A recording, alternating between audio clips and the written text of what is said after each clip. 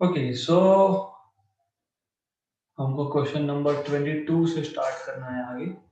So in the last session we solved up to 21.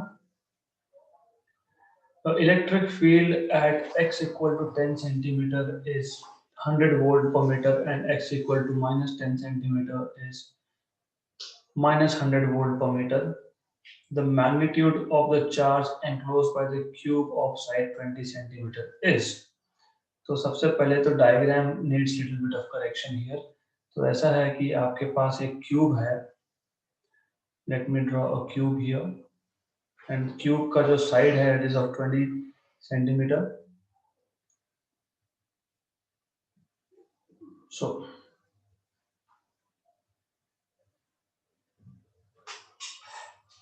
let me draw it over here better.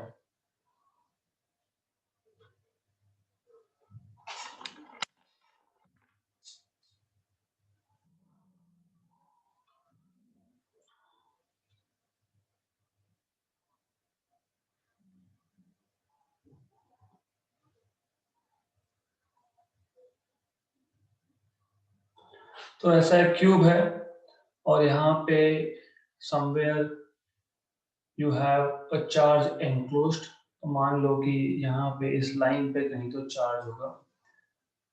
ये जो line है इससे दोनों sides पे, for example if I put a charge over here let us से, तो यहाँ से 10 सेंटीमीटर और लेफ्ट में 10 सेंटीमीटर पे इलेक्ट्रिक फील्ड की वैल्यू दी है. You are suppose to find out what is charge enclosed.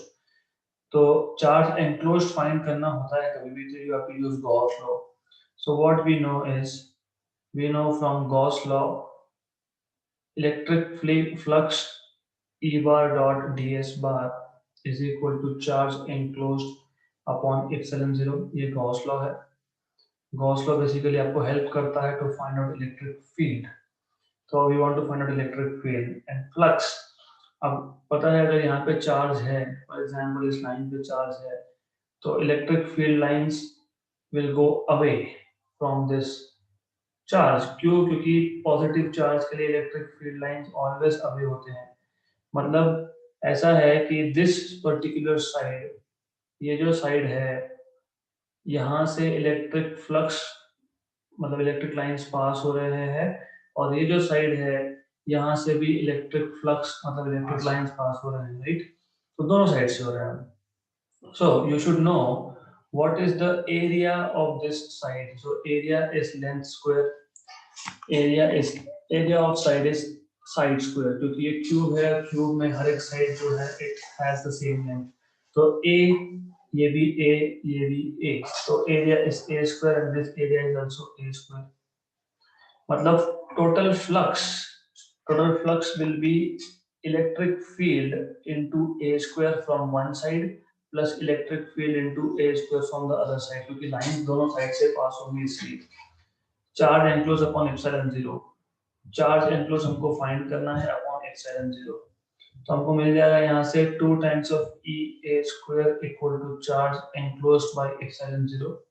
So therefore you will have charge enclosed is equal to 2 e a square into epsilon zero.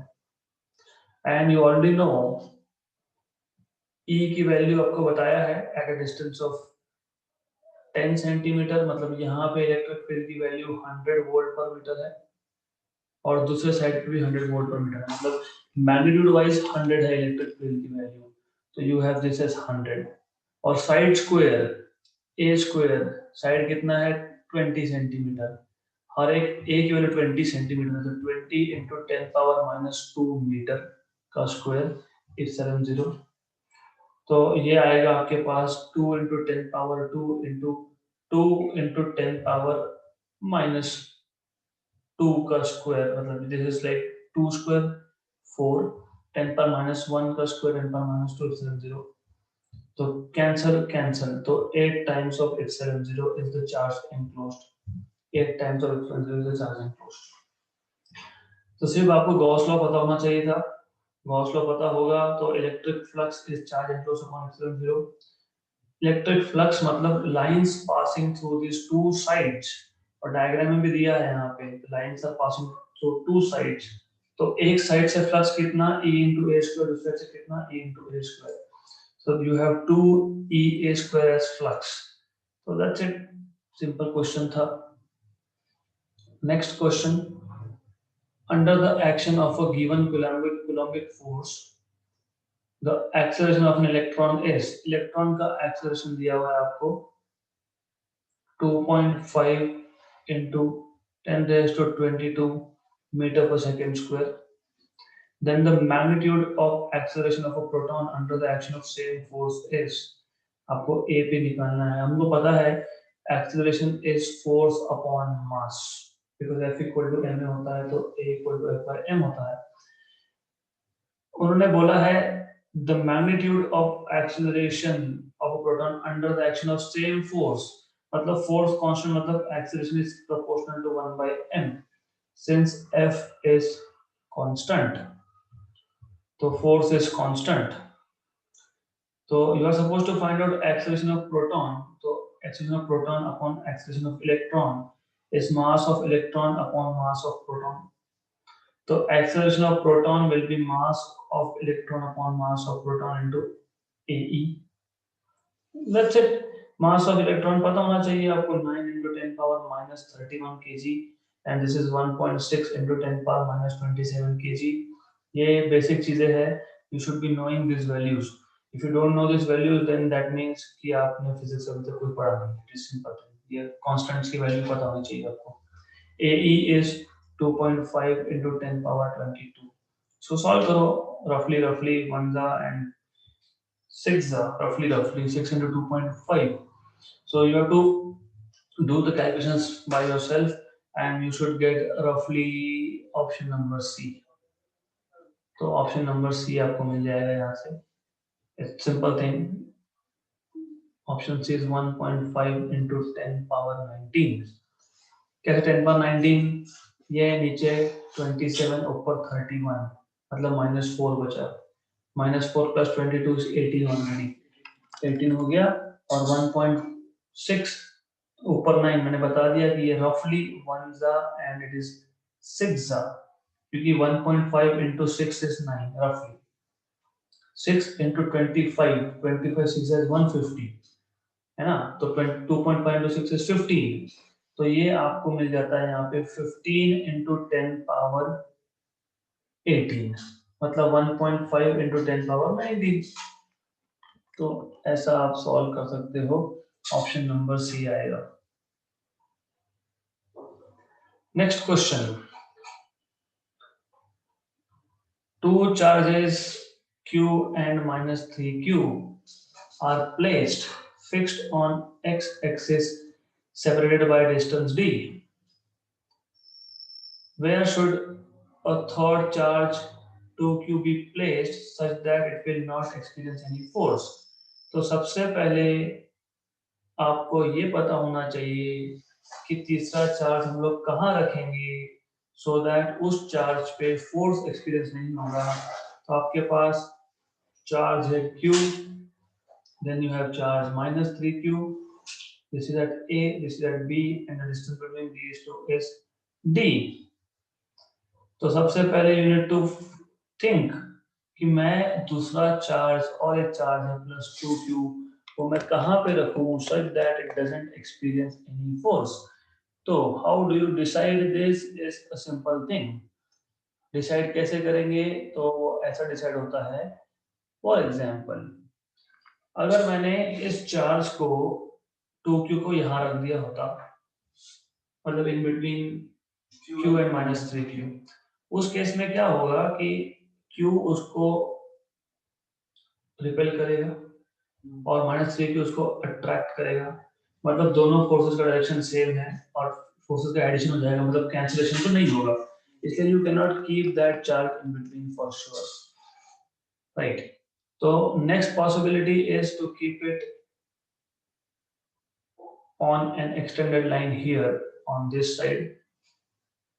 तो यहाँ पे हम लोग रख सकते हैं उसको C पॉइंट पे 2q. इसमें क्या होगा, q उसको रिपेल करेगा और -3q इसको अट्रैक्ट करेगा, तो कैंसिलेशन इज पॉसिबल. तीसरा पोजीशन यहाँ पे हो सकता था, लेकिन अगर मैं यहाँ पे रखता हूँ तो चार्जेस का बैलेंस नहीं हुआ है, -3q, q + 2q is 3q, ये भी देखना होता है आपको। yes, so you should be keeping it here, let us say at a distance of L from A, तो आप इसको यहाँ पे रख सकते हो at a distance L, let us say some distance L, I don't care, X बोलो L बोलो आपके ऊपर है, you can say whatever you want। तो फोर्स 0 होने के लिए किस पे, 2q पे, मतलब force on C due to A and force on C due to B, they should be equal in magnitude, direction में तो अपोजिट है ही वो। तो फोर्स कैसे लिखते हो आप, K, Q1 Q2 मतलब charge at C, charge at A upon distance between C and A का square equal to K charge at C, charge at B upon distance between CB का square, ये constant cancel, charge QC is 2Q and QA is Q and distance is L square, charge at C is 2Q and at B is -3Q and distance between these two is L plus D, तो ये आ जाएगा आपका L plus D का square, 2Q गया, ये भी यहाँ से गया, राइट। ओके, तो ये आपका आएगा, you have to square it and solve it, तो आपको ये मिल जाएगा L plus D का square equal to -3L square, right.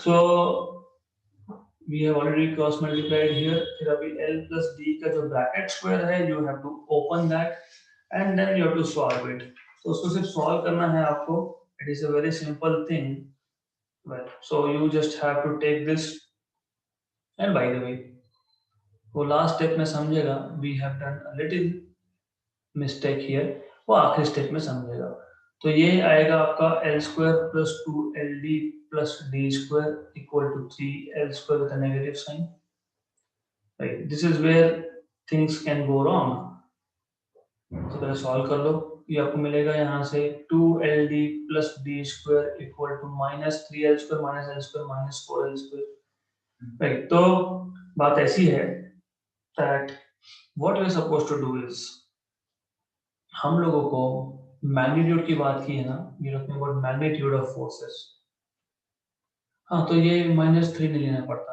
तो इसको माइनस को छोड़ना पड़ता है, so that is where things can go wrong, but it's okay, you have to just remember this, तो इसको सॉल्व करो, इसको सॉल्व करोगे तो it will become a quadratic equation, और क्वाड्रेटिक इक्वेशन के रूट्स आपको पता होना चाहिए, तो L square plus 2LD plus D square equal to 3L square, मतलब ये आपको मिलेगा 2L square minus 2LD minus D square equal to 0, तो आपको AX square plus BX plus C के रूट पता होना चाहिए, and that is something really basics, तो आपको पता होना चाहिए if I have AX square plus BX plus C, X मतलब यहाँ पे L, तो आप A B C को आइडेंटिफाई करके आप बोलोगे X is equal to minus B plus minus under root of B square minus 4AC by 2A, ये आपका क्वाड्रेटिक इक्वेशन का रूट आता है, तो सॉल्विंग दैट आप L की वैल्यू फाइंड कर सकते हो, and that should turn out to B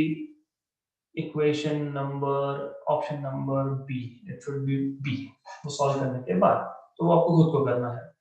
So I just told you the method, क्योंकि हमने ये तीसरी बार क्वेश्चन सॉल्व कर रहे हैं हम लोग, इससे पहले हम 2 बार कर चुके हैं ऐसा question, this is third time we are doing this, तो this is half assignment, 20% assignment, 80% हमने बता दिया आपको, पहले तो चार्ज कहाँ रखना है वो डिसाइड करो, फिर force on C due to A and force on C due to B should be equal in magnitude opposite direction, you should know what is the form of Coulomb force and then just equate करना है, and you have to use quadratic equation के roots. Well, this question is interesting and simple, and I wanted to take this question. Two large thin metal plates are parallel and close to each other. On their inner surfaces, the plates have surface densities of opposite signs and magnitude 27 10 power minus 22 coulomb per meter square. Electric field in the region in between the plates is. ये important question है तो अच्छे से समझ लेना. हमारे पास दो plates है, something like this.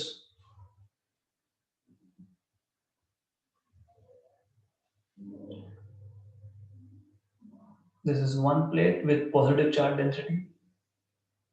मैं इसको प्लेट 1 नाम देता हूँ और इस पे पॉजिटिव सिग्मा है. सिग्मा मतलब charge per unit area. What we know for a positive charge, क्योंकि इस प्लेट पे पॉजिटिव चार्ज है तो इसका इलेक्ट्रिक फील्ड हमेशा अवे रहेगा. The electric field due to this plate will always be away. क्योंकि electric field of positive charge is always going away from that charge. Then let us say E1. This is also E1 away. This is also E1 away. और अगर आपको Gauss law अच्छे से याद है तो हमने electric field due to an infinite plate इसका इक्वेशन डिराइव किया था सिग्मा अपॉन 2 एप्सिलॉन 0 किया था ये, क्योंकि एक प्लेट से दोनों साइड पे फील्ड बाहर जा रहा है तो sigma upon 2 epsilon 0 sigma upon 2 epsilon 0 मतलब total field is sigma upon epsilon 0, right. ऐसा होता है वो. देन अब हमारे पास और एक प्लेट है, ये इंपॉर्टेंट है. ये क्वेश्चन नेट सेट सुना होगा आपने, एमएससी के बाद देना होता है, उसमें भी ये क्वेश्चन आया था तो इट इज इंपॉर्टेंट. तो ये इजी एंड इंपॉर्टेंट है because I gave that time and I know कि इस लेवल के क्वेश्चंस वहां भी पूछे जाते हैं और इजी है ये. तो you have another plate of minus sigma. Minus sigma के लिए इलेक्ट्रिक फील्ड, मैं इसको प्लेट नंबर 2 बोल देता हूं. माइनस जब नेगेटिव चार्ज हो तो electric field is always towards, it is always towards. इसका मतलब सेकेंड प्लेट के लिए इलेक्ट्रिक फील्ड का जो डायरेक्शन होगा वो टूवर्ड्स होगा. तो ये रेड एरो मतलब this are E2, electric field of plate 2. और आपको पता है magnitude wise E2 is also same. तो आप देख रहे हो region number 1, region number 2 and region number 3. रीजन 1 में E1 and E2 are equal in magnitude, opposite in direction मतलब कैंसिलेशन. तो इलेक्ट्रिक फील्ड गुम हो गया, ऐसे उड़ गया, zero. In region 3 is the same story, सिर्फ बीच में होगा एडिशन. तो इसलिए total electric field in region 2 will be E1 plus E2 and that will be sigma by 2 epsilon 0 plus sigma by 2 epsilon 0 मतलब sigma by epsilon 0.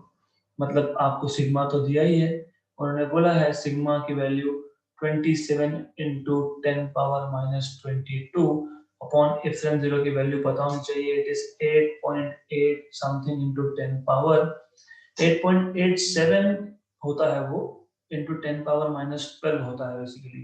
तो रफली 1s and 3s रफली क्योंकि 27 by 9 is 3 तो रफली 3. Yes, option number C. तो ये आपका आएगा 3 into 10 power minus 10, option number C. तो this is how you are supposed to solve this question. Easy था. तो ये क्वेश्चन इंपॉर्टेंट है because you have to understand कि positive plate के लिए electric field is always away, whereas for negative plate it is always towards. Next question. ये सारे questions important इसलिए क्योंकि we are using Gauss law here, and Gauss law अगर आपको समझना है तो you need to know this. Point charge plus 20 microcoulomb is at a distance of 6 centimeter directly above the center of a square plate of side 12 centimeter as shown in figure. The magnitude of electric flux through the square is. तो पहले क्या करेंगे, because I am lazy I will want to no okay anyways. So what I'll do is मैं बता देता हूँ, पहले देख लो कि what I am doing. I am just drawing a cube समझाता हूँ मैं आपको, क्योंकि गॉस लॉ अगर आपको बेसिक्स पता होगा flux is equal to charge enclosed. Charge enclosed मतलब हमको चार्ज को हर एक साइड से क्लोज करना पड़ेगा। तो अगर हमारे पास एक स्क्वायर प्लेट है, स्क्वायर प्लेट से 6 सेंटीमीटर ऊपर सेंटर से अगर चार्ज है, तो उस चार्ज को पहले तो पूरी तरह से क्लोज करना पड़ेगा। तो इसलिए हमने क्या किया, हमने एक क्यूब ड्रॉ कर लिया और हमें जो स्क्वायर प्लेट दिया था वो स्क्वायर प्लेट यहाँ पे नीचे है। This is that square plate. तो ये जो बॉटम है that is square plate which is given to us. और इस बॉटम सरफेस से 6 सेंटीमीटर ऊपर, मतलब somewhere here from the centre, you have this charge which is kept, और साइड इसका 12 सेंटीमीटर और 12 सेंटीमीटर है। तो हमने क्यूब क्यों ड्रॉ किया, क्योंकि अगर मुझे गॉस लॉ अप्लाई करना है तो मुझे पहले चार्ज को कंप्लीटली क्लोज करना पड़ेगा, क्योंकि वो डेफिनेशन में ही है that flux of a charge is equal to charge enclosed upon epsilon zero. तो जब मैं चार्ज एनक्लोज की बात करता हूं तो पूरी तरह हर एक डायरेक्शन से क्लोज करना है। अभी नीचे स्क्वायर प्लेट है तो मैं ऊपर एक स्क्वायर प्लेट लूंगा, साइड में स्क्वायर प्लेट्स लूंगा, तो इसलिए मुझे पहले चार्ज को एनक्लोज करना पड़ा। This is by logic. अब तो हमको पता है by Gauss law, total flux is equal to integration over closed surface a bar dot ds bar, that is equal to charge enclosed upon epsilon zero। अब जब इलेक्ट्रिक फील्ड निकलेगा तो electric field तो इस सरफेस से भी जाएगा, पीछे से भी जाएगा, ऊपर से भी जाएगा, साइड में से भी जाएगा और नीचे से भी जाएगा, फ्रंट से भी बाहर आएगा। तो इसका मतलब electric flux through a cube will go through all 6 phases। हमको उसमें से एक फेस का निकालना है। तो since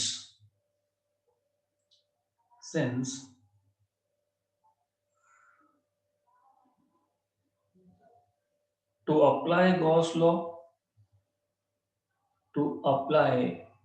Gauss law,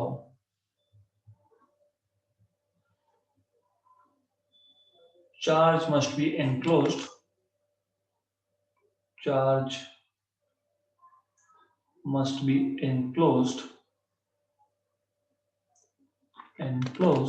and hence we draw a cube, right? Total flux through cube is charge enclosed by epsilon zero, but cube has 6 faces, 6 sides. Therefore, flux through each side, flux through each face will be, तो flux through each face will be total flux by 6। क्यों? क्योंकि total flux 6 faces में जा रहा है, तो एक side से कितना, टोटल बाय 6। तो टोटल कितना था, charge enclose by 6 epsilon zero आ जाएगा, क्योंकि total is charge enclose by epsilon zero, right. तो अब चार्ज एनक्लोज, चार्ज की वैल्यू हमको दी है and we already know what is the value of charge, 20 microcoulomb. 20 micro मतलब 10 पावर माइनस 6/6, और इसकी value 8.8 into 10 power minus 12। So you have to solve this roughly. This is 50. 6 into 8.8, 9 6 are 54, roughly 50, 20 by 50, 2 by 5, 2 by 5 is 4 by 10, 0.4, मतलब 4 point something आएगा, option number सी आएगा। सी या फिर B, क्यों? क्योंकि 4.1 3.8, तो इट इज बेसिकली 3.8, तो ऑप्शन नंबर बी आपका आएगा ये सॉल्व करने के बाद। तो दैट्स व्हाई फ्लक्स के क्वेश्चंस में आपको गॉस थ्योरम अप्लाई करना होता है। It is very interesting, you can do it easily by applying Gauss law. Then first question related to capacitors. A parallel plate capacitor with air as medium between the plates has a capacitance of 10 microfarad. So you have capacitance of the plate when it was in air as 10 microfarad. The area of the capacitor is divided into two equal halves. तो हमारे पास जो पहले capacitor था उसका area A था, अब हमने इसको दो पार्ट्स में डिवाइड कर दिया है.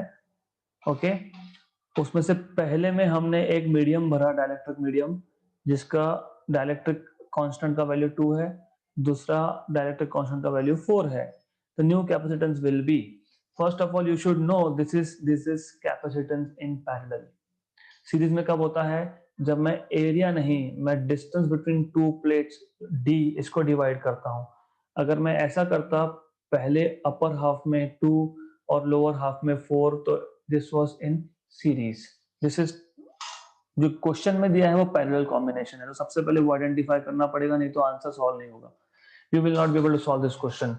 So you should know these are two capacitors now. पहला ये capacitor C1, this is C2 in parallel. So CP is C1 plus C2. फिर आपको ये पता होना चाहिए कि कैपेसिटर का फॉर्मूला क्या होता है. If you remember, it is A epsilon 0 by D if there is air in between. If you have some other medium, it is K A epsilon 0 by D. अब C1 के case में, as they have told you, area को हाफ हाफ में divide किया है. तो C1 के केस में K1 A1 epsilon 0 upon D plus K2 A2 epsilon 0 by D. लेकिन जैसे उन्होंने बोला है, A1 और A2 ये दोनों ही ओरिजिनल का हाफ एरिया है, उन्होंने बोला है, मेंशन किया है वैसा यहाँ पे. The area of the capacitor is divided to two equal halves. तो A1 और A2 A by 2 आएगा, और K1 की वैल्यू आपके पास है 2, ये है A by 2 D epsilon 0, plus ये है आपका K2 की वैल्यू है 4 A by 2 D इप्सिलॉन 0. तो this is simple because you just have to take out 2A by, या फिर आप और सिंप्लीफाई करो तो इट्स बेटर थिंग. तो कैंसिल कैंसिल, वन जा एंड टू जा, तो ये आ गया आपका 3 times of A epsilon 0 by D. लेकिन as I told you, this is capacitance in air, so this is 3 times of capacitance in air. Formula पता होना चाहिए, ये मैंने फॉर्मूला भी लिखा है. Capacitance in air is A epsilon 0 by D, क्योंकि के की वैल्यू, डाइलेक्ट्रिक कांस्टेंट की वैल्यू एक एयर के लिए 1 होती है, इसलिए. तो 3 टाइम्स ऑफ एयर, और एयर के लिए कितना हुआ था? 10 माइक्रोफैराड. तो 3 into 10 that is 30 microfarad. Option number C. तो this is how you can solve such questions. Interesting है, इजी क्वेश्चंस है, so you have to just solve this questions. Next 4 condensers मतलब capacitors are joined as shown in figure. The capacity of each is 8. तो ये भी 8, ये भी 8, ये भी 8 और ये भी 8 microfarads.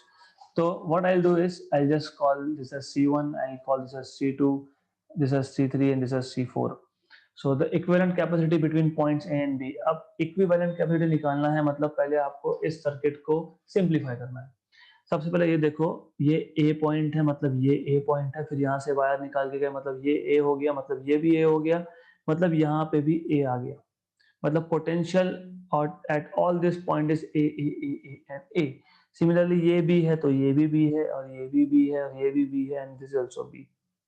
मतलब if you notice, C1 capacitor A और बी में है, C2 कैपेसिटर भी ए और बी में है, C3 भी ए और बी में है, C4 भी ए और बी में है. मतलब it is modified circuit will look something like this.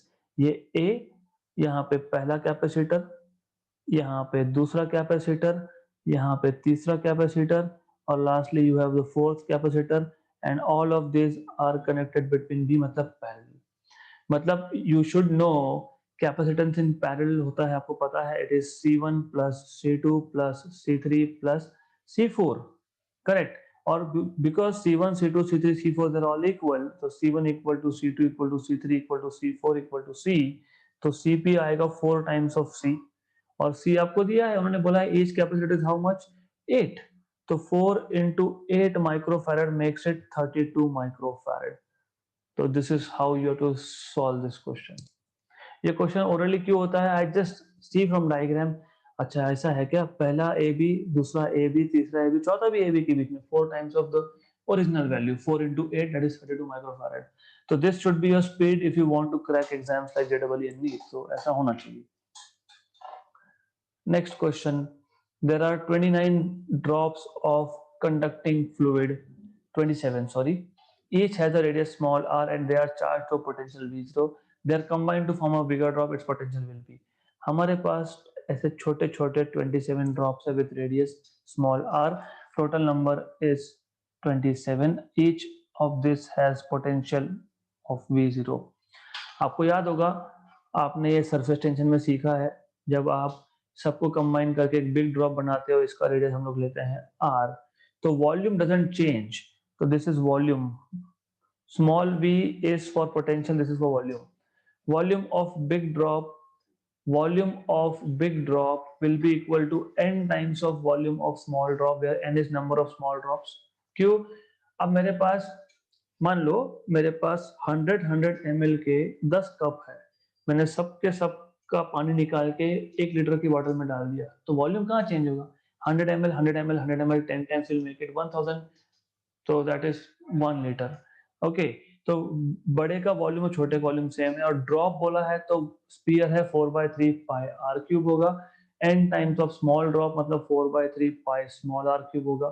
तो आपको मिल जाएगा यहाँ से capital R cube is n times of n into R times of small R cube. तो the idea is to find out capital R. तो this is just cube root, 27 का cube root 3 आता है बेसिकली, और small R, तो capital R is 3 times of small R. सबसे पहले तो ये पता करो. क्यों ये पता करो? क्योंकि हमको पता है कि पोटेंशियल, आपको क्या बोला है, पोटेंशियल पूछा है, हमको पता है पोटेंशियल इज गिवन बाय के Q by distance, this is potential, right. तो अगर आपको ऐसा पता है तो फिर आप in this case big drop का पोटेंशियल निकाल सकते हो, के charge upon capital R, right? So you can do this. So it is simple. तो आपको पता है this is KQ upon 3 times of small r. You should know this. Then they are telling you the potential of combined drop is, और यहाँ पे chance होता है गड़बड़ होने का, तो we don't have to make mistakes here. You need to understand कि जब मैं यहाँ लिख रहा हूँ KQ/R, ये सिंगल ड्रॉप का पोटेंशियल है, टोटल 27 स्मॉल ड्रॉप थे. Very good. तो व्हेन डूइंग दिस, अब मैं क्या करूंगा, इसको स्मॉल ड्रॉप के टर्म्स में मैं एडजस्ट करूंगा यहाँ पे. So give me a minute, let me just make some space to write more things. या तो I can do this, VB is equal to 27 मैंने एडजस्ट कर दिया, KQ/3R. ओके, तो 27 एडजस्ट किया है, तो मुझे 27 मैनेज भी करना पड़ेगा यहाँ पे, है ना, राइट. तो this makes potential of small drop, right. तो ये एडजस्टमेंट अगर आप सही से नहीं करोगे तो you will be gone here, क्योंकि this is where people do wrong things. You have to understand that we have to make sure what we are writing is correct. Big drop का potential और small drop का potential, question अच्छे से पढ़ो. There are 27 drops of a conducting fluid, each has radius r. each मतलब ये V0 जो potential है ये each drop का है. This is where people do wrong things. So V0 is of each drop, not 27 drops combined. Good. अब जब मैंने कंबाइन कर दिया सबको, तो यहाँ पे 27 से मल्टीप्लाई करना पड़ेगा. तो this is where people do wrong things. So you have, yes, so it will be VB is equal to 1 and 9. So 9 times of KQ by R, that is 9 times of V0, that is option number C. So this is how you are supposed to solve this question. तो ध्यान नहीं दोगे तो you will be gone. तो अच्छे से पढ़ना, ये ईच वर्ड इंपॉर्टेंट है. अगर बोला तो total potential of all drops is V0, then answer will be something else. So you need to pay attention while solving such questions, right? So we are going to stop here because it's already 9:30, and then we'll continue this point onwards in the next session.